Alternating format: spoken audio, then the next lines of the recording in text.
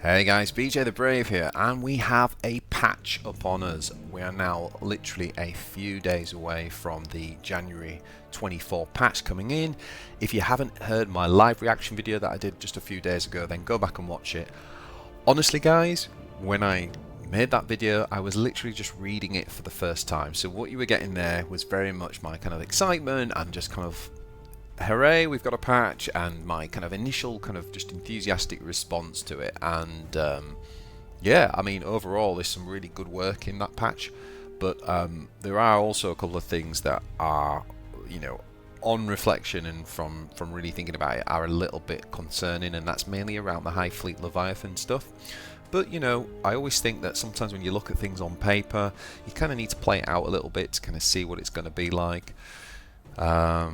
But what I've done today in this video is I'm bringing you 5 different decks that you could be thinking about on day one. So if you're not sure where to start, what I'm doing is I'm covering a range of the factions, and these are just 5 decks that I think will either be really fun or could be quite effective based on what I think we might see. So I'm not saying that these are all going to be like day one meta decks or anything like that.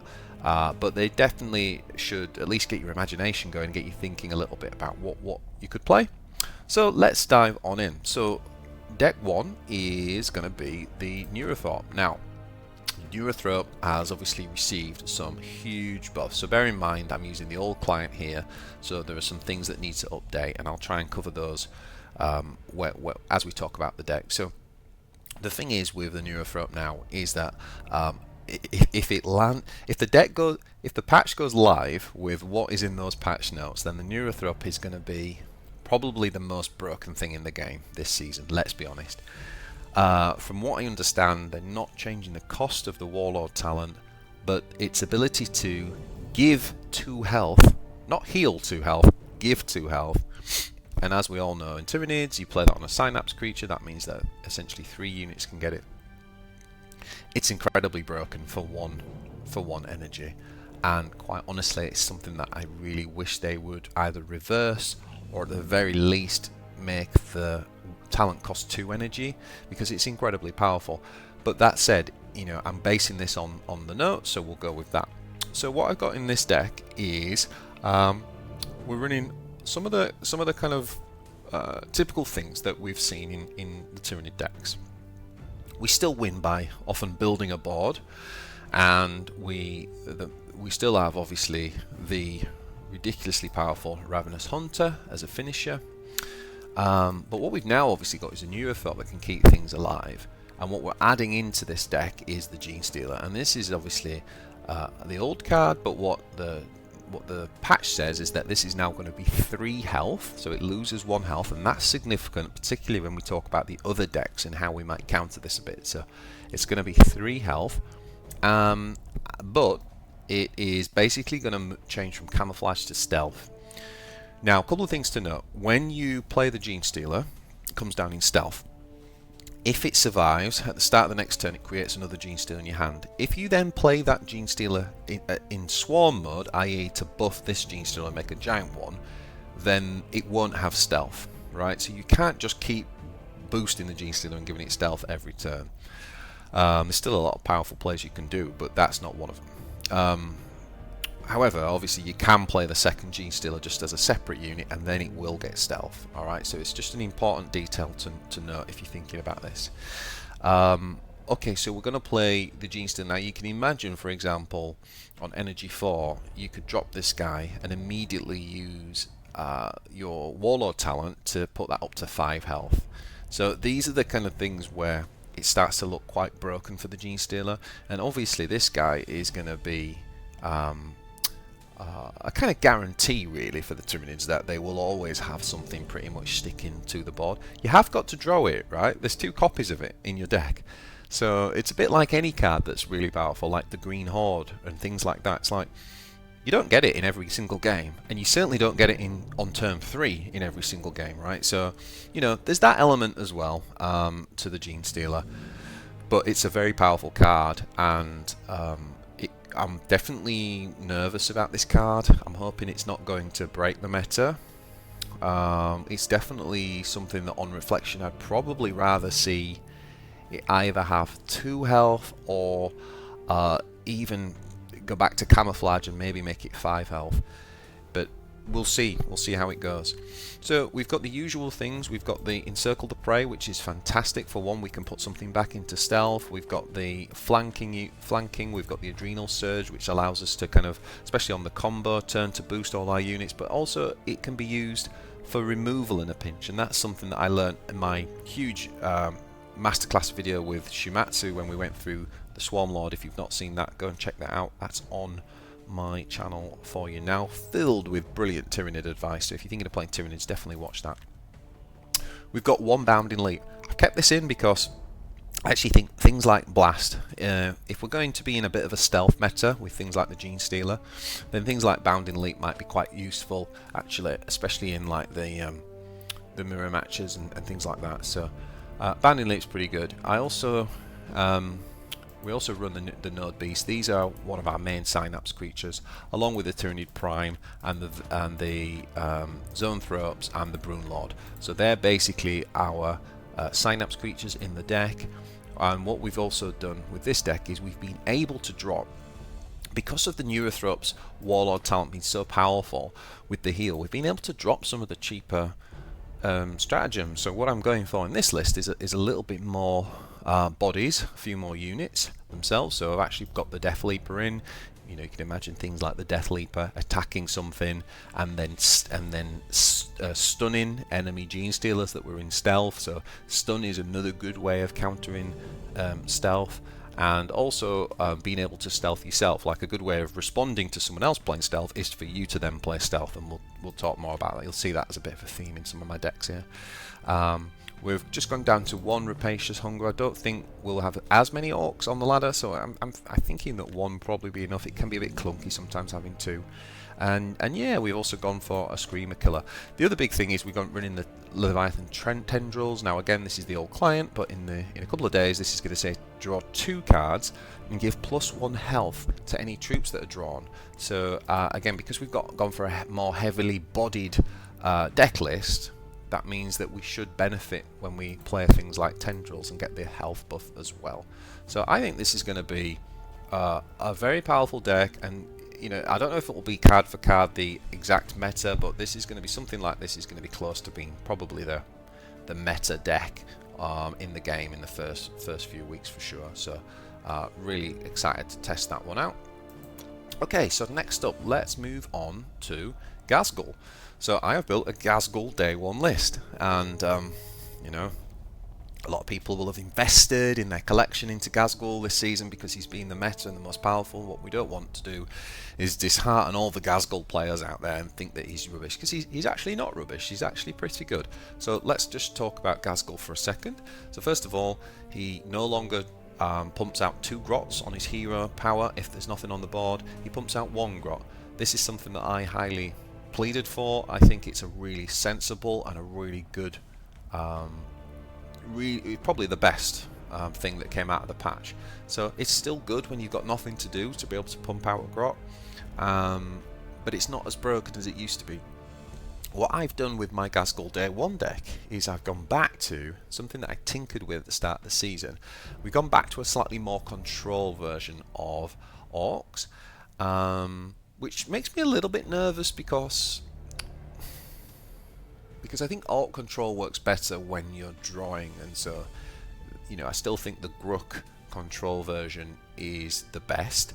However, this isn't a pure control version. This is a it's actually more like a kind of mid-range mech build that has heavy control elements.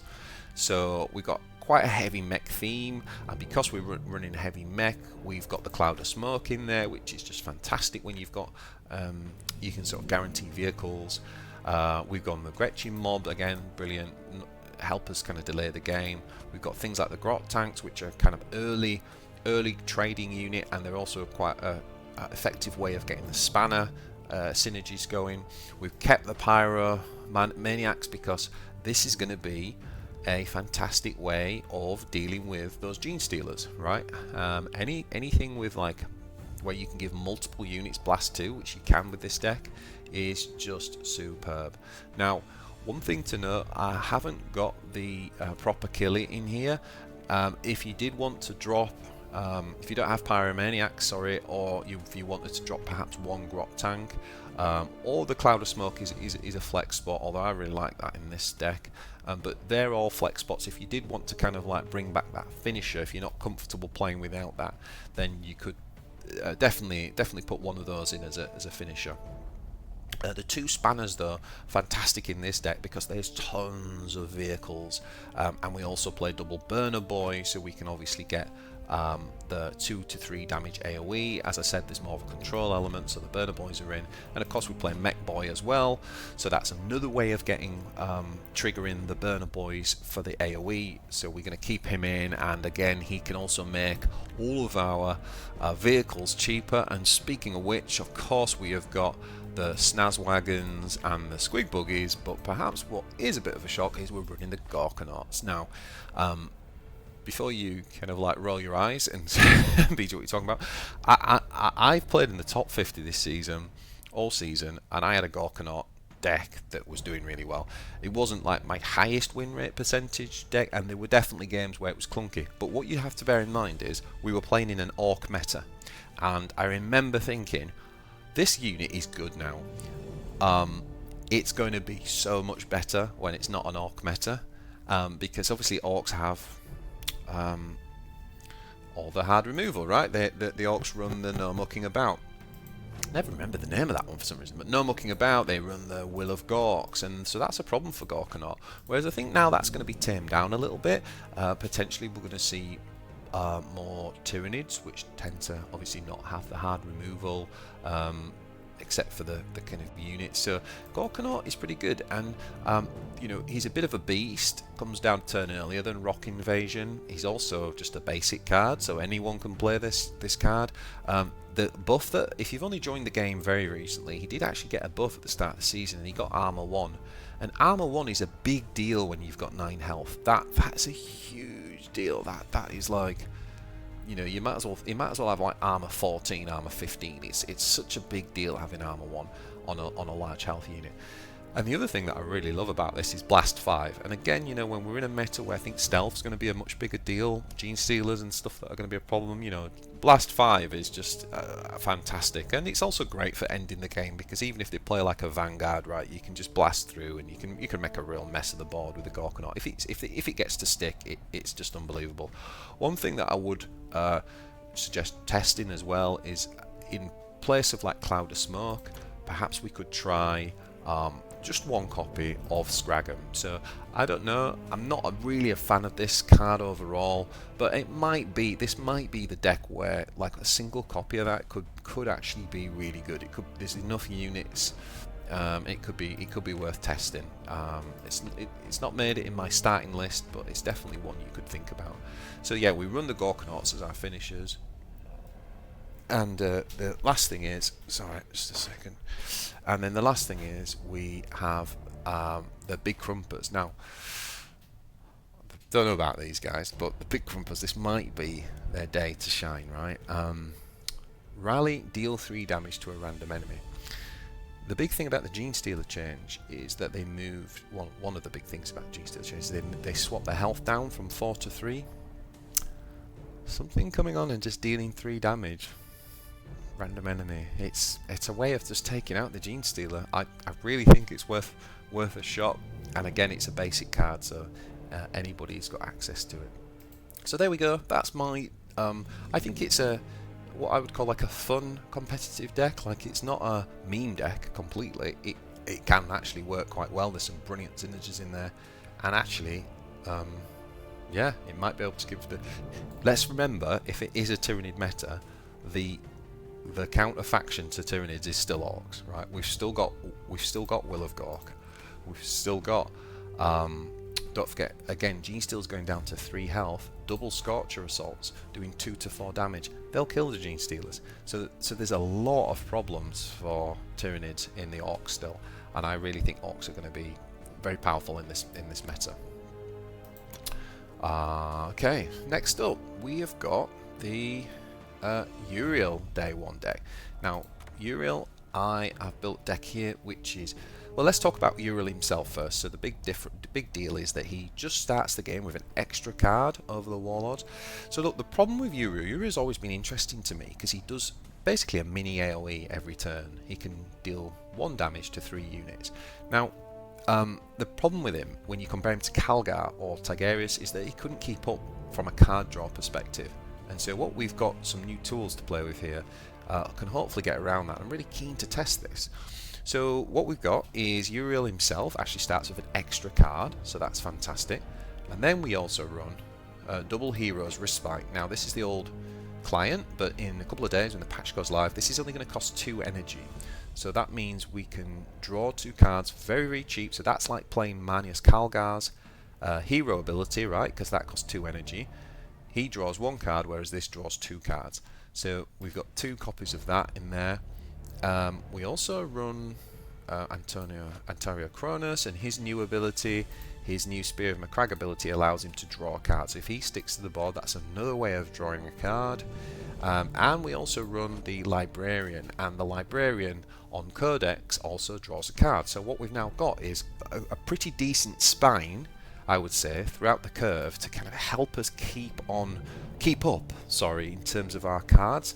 So yeah, I'm really keen to see how this works actually, because Uriel's always been I've always thought he's got a really good ability. You combine his ability with, say, Stormraven, and he's doing like 3 AoE, and again, those types of abilities, again, if we're going into a stealth meta with, like, if people are worried about gene steals and things, I think those types of abilities are going to be really powerful. So yeah, I think this deck is pretty good.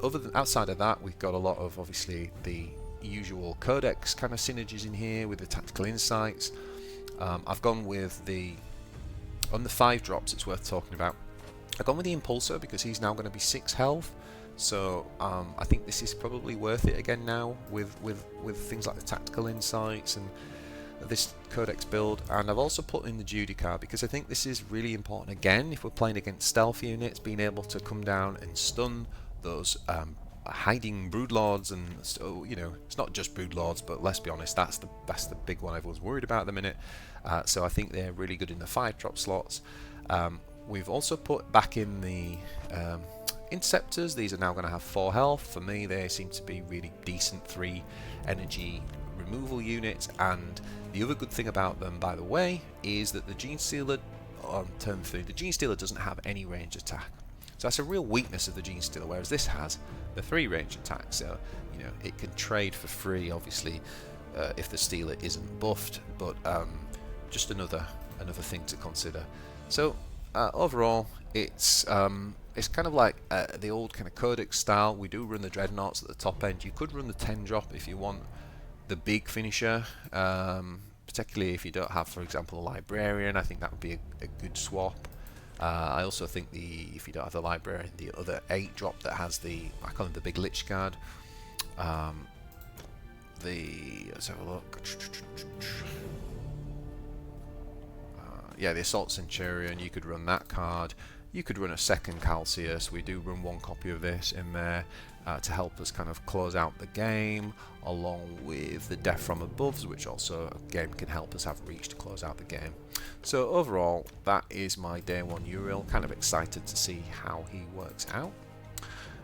Next up, we have gone with the Chaos deck. So I'm looking at Haarken midrange. Now, Haarken's ability has changed where, and I'm actually going to read it because it's kind of strange the way that this is worded. So it says that your Warlord gains Blast 2 and Strike, give a Dark Pact to a random friendly troop this turn. Now the way I read that, it's not saying that the Dark Pact is random. It says give a Dark Pact to a random friendly troop. So does that mean I get to choose which of the packs it is? You know, Pack of Resilience, do I get to choose the type of pact, but then it goes on a random? I'm not quite sure how the mechanics and that interacts, but all I do know is I think this is a really good value for the 2 energy, right? Again, he's going to have the 2 blast, so dealing with stealth units, dealing with enemy grots and all of that stuff. He's always had an intriguing ability, but now being able to put a pact on, which was a big weakness of Haarken, and a big advantage of Abaddon over him, I think that makes him really interesting. So what I've gone with is quite a mid-range deck. I want to try and make use of the new Venom Crawler, which is now going to have armor, and I think that makes this a fantastic 6-drop. It was already a good 6-drop, but I think that makes this probably an S tier card, at least tier 1. It's a really good card, really good card. So what I've gone with here is quite a mid-range curve. So we run the Dark Oratory, we run the Legacy of Vengeance. Along the Legacy of Vengeance gives us a way of ending the game we've reached. So if the opponent goes wide on us, we've got that. We've also got the Murderous Desires. So this is kind of, if any of you have seen Ecclesiarch's Chaos deck that you ran last season, this is kind of still got some of that combo in there. And of course the Draconum Sword. So that gives us this really potentially long reach, if you like, to kind of end the game. Now in terms of the rest of the cards, I've gone with 1 Traitor's Hate. I don't think we're going to be... Last meta was lots and lots of low to the ground things. I think this meta is going to have a lot of bigger units. So what we've done is we've just gone for 1 Traitor's Hate, and instead we've gone for double Execution. I think Execution, especially if it's going to be a Tyranid meta, I think Execution is going to be vital. Look, we've already said, right, the Neurothrope's ability to give +2 health to everything, you're going to get some really big out of control units, and I think therefore Execution is going to be more important in this meta than the kind of Traitor's Hate, which was fantastic against the Grot meta, but I think now it's Execution's time to shine. In terms of the 3-drops, obviously I run the Host of Chaos to give us the card draw and get through, but I've got the Noise Marines in there, and I've got the Possessed Marines for the flank. I haven't got the Plague Marines in here. I'm not a huge fan of it, and I'm not running Frenzy either, which is the main kind of beneficiary of those guys having like loads of packs. So I've kind of dropped that package, and I have kept in the Possessed Marines, as I said, and the Veteran Legionaries. So I've got some Vanguards in there as well. I think that's a good card. We obviously run the Possessed Champion. We've got the 2 Warp Talons, so these are again good counters to stealth. You know, you play a stealth, well, I'll play a stealth in return. Bring us a Decay, again, obviously some of the best 5-drops, one of the best 5-drops in the game. I'm not sure about Chris, I'm still yet to be sold on this card. It's often when I'm looking for space in the deck, this is often the first card I think, maybe I'll drop this guy. You know, I just drop him and he doesn't do anything, but he's got good stats. He's got decent stats for 5 energy, but he's definitely droppable. If you haven't got this card, then don't worry about it. You can easily swap this guy out. Stick another Hellbrute in or something. So let's talk about the end curve here. So we've got the double Hellstrike. Again, fantastic in those stealth metas, right? These things are going to be able to wipe out G-Stealers. So really pivotal. The Venom Crawler is just going to make all of our spells really cheap. And including, obviously, Haarken's talent. So I said earlier that it's good value for 2 energy. It's amazing value for 1 energy, right? So, you know, I think Venom Crawler is going to be great here. Now, this end curve here, I've got Hellbrute, Black Crusade, and Vex Machinator. Let me just explain what I'm thinking with Black Crusade. So, this is not a typical Black Crusade deck. We're not playing Black Crusade like people play Toon World, where we're trying to only play like really expensive cards. So when Black Crusade comes out, and that's what people have done Chaos in the past, they've kind of built the whole deck around the Black Crusade. Like, I'm not trying to do that here. What I'm trying to do is play Black Crusade more like a pretty good tempo card. So in other words, if I've built my deck well and up to curve 10 I'm playing well, I can drop Black Crusade, and it doesn't matter what 4 units it picks out of my deck, it will be a good value play for 10 energy, if that makes sense. Like, you know, even if it put down 4 of my 3-drops, it would still be a good value play. So that's kind of how I'm running Crusade in this deck. But if you wanted to drop the Crusade, then I'd say drop the Crusade and the Hellbrute, no problem. But I'm trying to play this a bit more mid-range, and I think it could work. It's just 1 Brute, 1 Crusade, and 1 Vex Machinator, which I think is really good, and I think we'll see more Ultramarines this season. I think we'll see more mechs. if you've seen the orc deck, for example, that I've just talked about, like imagine this coming down and killing a Gorgonaut, or you know, there's going to be a lot more vehicles basically. So I think this card's going to be really good. So there we go. That is my day 1 Haarken. Next up, we have got the Eldar. So what I've done with the Eldar, obviously the Eldar didn't receive any buffs or nerfs, but the deck that I am thinking about playing day 1 is an Anvir deck, and I've always liked Anvir.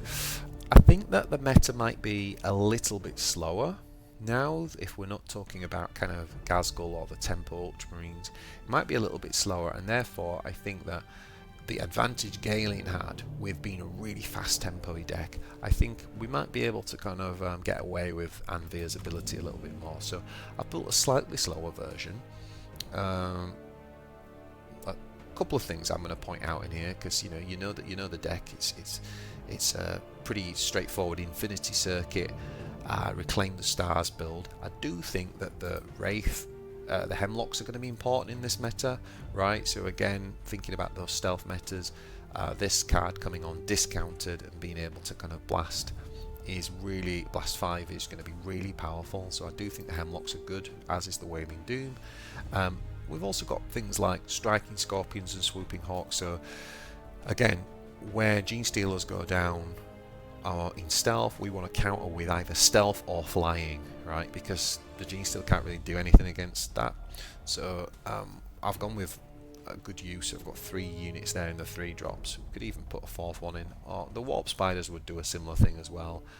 It's kind of whichever ones you feel you prefer. I've gone with this mix because I can kind of get stones from them as well, whereas Warp Spider's a bit hard to get stones from. So it depends what you kind of want to do. Warp Spider's better if you're more interested in kind of like your hand, but I'm not when I'm running. I'm not interested in kind of using the Warp Spider to get extra cards because we're running Reclaim the Stars. So the problem there is that you can end up with too big a hand and then you can't ever get Reclaim the Stars off. So that's my rationale for that, but it's entirely up to you. So yeah, pretty standard kind of like Reclaim the Stars deck. It's just that we're thinking a little bit about our kind of 3 drops, and we're thinking also about the double Hemlocks, I think, into this meta. So there we have it. There's 5 decks that you could be picking up on day 1 when the patch drops.